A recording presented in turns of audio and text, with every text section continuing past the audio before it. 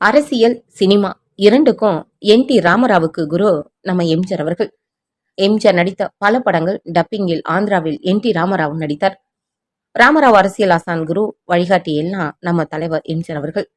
கட்சி தொடங்குவதற்கு முன் நம்ம எம்ஜிஆரை பார்த்து ஆசீர்வாதம் வாங்கி கட்சி பெயர் முடிவு செய்து பிறகு ஆந்திராவில் ஆட்சி பிடித்தது இவையெல்லாம் ஊர் உலகம் அறிந்த உண்மையாகும். முதலாக ஆந்திராவில் கட்சி தொடங்கி தேர்தலில் வெற்றி பெற்றதும் டி ராமராவ் அவர்கள் நம்ம எம்ஜிஆரை கண்டு தரிசனம் பெற்று அவரிடம் ஆசீர்வாதம் வாங்கிய பிறகு முதல்வர் பதவி ஏற்க வேண்டும் என்பது ராமராவின் விசுவாசம் உள்ள விருப்பம். அதனால் வெற்றி பெற்ற செய்தி அறிந்தவுடன் நம்ம தலைவரை காண இரவு 2 மணி அளவில் ராமாபுரம் தோட்டத்துக்கு வந்தார். ராமாபுரம் தோட்டத்துக்கு வந்ததும் சில அதிசயம் கண்டு ஆச்சரியமடைந்தார் டி ராமராவ். அந்த நேரத்திலும் சுமார் 30 பேர் சாப்பாடு சாப்பிட்டுக் கொண்டிருந்தனர். இந்த நேரத்தில் எங்கு சென்றாலும் உணவு கிடைக்காது. நம்ம வீட்டிலே கூட இந்த நேரத்தில் சாப்பாடு இருக்காது. அப்படியே இருந்தாலும் எது இருக்கிறதோ அதைத்தான் சாப்பிடணும். இதுதான் வழக்கம், நடைமுறையாகும். ஆனால் இங்கே சுட சுட அறுசுவை உணவு சாப்பிடுகிறார்கள். இது எப்படி சாத்தியமாகும்? அதுவும் இந்த நேரத்தில் என எண்ணி ஆச்சரியமடைந்தார் டி ராமராவ். தன் மனதில் பட்டதை அப்படியே புரட்சித் தலைவரை கண்டதும் கேட்டார். அதற்கு புரட்சித் தலைவர் தந்த விளக்கம், இந்த நேரம் மட்டுமல்ல, எந்த நேரத்தில் வந்தாலும் என்னால் உடனே செய்யக்கூடிய ஒரே உதவி சாப்பாடு மட்டுமே. வேறு எந்த உதவியும் காலம் தாமதமாகத்தான் செய்ய முடியும். மனிதன் பிறவி எடுத்ததும் வாழ்வதும் தம் வயிற்றுக்காகத்தான். இதை கூட நம்மால் செய்ய முடியலை என்றால் நாம் பிறவி எடுத்து என்ன பலன்? பசித்தவனுக்கு ஒருவேளை உணவு கொடுத்தால் உன் தாய் உன்னை பெற்றெடுத்த பலன் அடைவார். காலமெல்லாம் உணவு கொடுத்தால் நீ உன் தாயின் வயிற்றில் பிறந்த பலன் அடைவாய். இதுதான் மனிதன் பிறவிக்கு அர்த்தமாகும். இதை கேட்டதும் டி ராமராவ் தன்னை அறியாமல் கண் கலங்கினார். இப்படியும் ஒரு மனிதரா? தாய் செய்த புண்ணியத்தால் இவர் பிறந்தாரா, அல்லது இவர் பிறந்ததனால் தாய் புண்ணியம் அடைந்தாரா என எண்ணி நெகிழ்ந்தார்.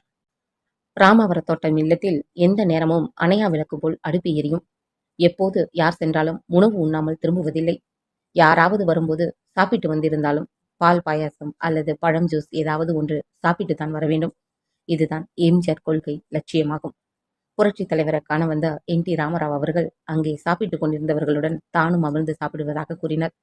அவர்களுடன் அமர்ந்து சாப்பிட்டார். புரட்சித் தலைவரே அவருக்கு உணவு பரிமாறினார். அறுசுவை உணவு என்றால் என்ன என்று புரட்சித் தலைவர் வீட்டில் சாப்பிட்டாதான் தெரியும். எம்ஜிஆர் வீட்டில் சாப்பிட்டவர்கள் வேறு இடத்தில் சாப்பிட்டா அந்த உணவு நன்றாக இல்லை என்றுதான் நினைப்பார்கள். அதனால தான் கர்ம வீரர் காமராஜர் அவர்கள் எம்ஜிஆர் எத்தனையோ முறை சாப்பிட கூப்பிட்டும் போகவில்லை. அதற்கு காரணம், ஒரு முறை எம்ஜிஆர் வீட்டில் சாப்பிட்டா மீண்டும் மீண்டும் அவர் வீட்டு சாப்பாடு சாப்பிட தோன்றும் என்பதால் நாவின் சுவை அடக்கி வைத்திருந்தார்.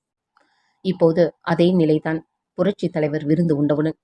விருந்தோம்பல் என்ற என்ன என்று எம்ஜிஆரிடம் கற்றுக்கொள்ள வேண்டும் என்றார் டி ராமராவ் அவர்கள். புரட்சித் தலைவர் ஆசீர்வாதத்துடன் ஆந்திராவின் முதல்வரானார் டி ராமராவ் அவர்கள். ஆந்திராவில் முதலாக சட்டசபையில் அறிவித்த திட்டங்களில் அறிவித்த ஒரு அறிவிப்பு, இனி திருப்பதி ஏழுமலையில் தினமும் அன்னதானம் வழங்கப்படும் என்றார். இது எப்படி சாத்தியமாகும் என்று கேள்வி எழுப்பினார்கள் எதிர்க்கட்சிக்காரர்கள். அதற்கு டி ராமராவ் தந்த விளக்கம், தமிழக முதல்வர் திரு எம்.ஜி. ராமச்சந்திரன் அவர்கள் வீட்டில் எந்த நேரம் சென்றாலும் உணவு கிடைக்கும். எப்போதும் அவர் வீட்டு அடுப்பு எரிந்து கொண்டே இருக்கும். தனி ஒரு மனிதர் வீட்டில் இது சாத்தியமாகும் போது ஊர் உலகத்துக்கே படி அளக்கிற திருப்பதி திருமலை ஏழுமலையான் ஆலயத்தில் ஏன் சாத்தியமாகாது என்று விளக்கம் தந்து திட்டத்தை நிறைவேற்றினார் டி ராமராவ். டி ராமராவ் அவர்கள் முதல்வர் ஆவதற்கு முன் திருப்பதி திருமலையில் தினமும் அன்னதானம் கிடையாது. விசேஷ நாட்கள், திருவிழா நாட்கள் மட்டுமே அன்னதானம் வழங்கப்பட்டது. மற்ற நாட்களில் பிரசாதம் வழங்கப்பட்டது. டி ராமராவ் அவர்கள் வந்த பிறகுதான் சாமி தரிசனம் பார்த்துவிட்டு வருபவர்கள் அனைவருக்கும் அன்னதானம் வழங்கப்பட்டது. அதன் பிறகு வந்த சந்திரபாபு நாயுடு அவர்கள் திருப்பதி திருமலைக்கு வரும் அனைவருக்கும் எப்போதும் உணவு உண்டு திட்டம் நிறைவேற்றினார்.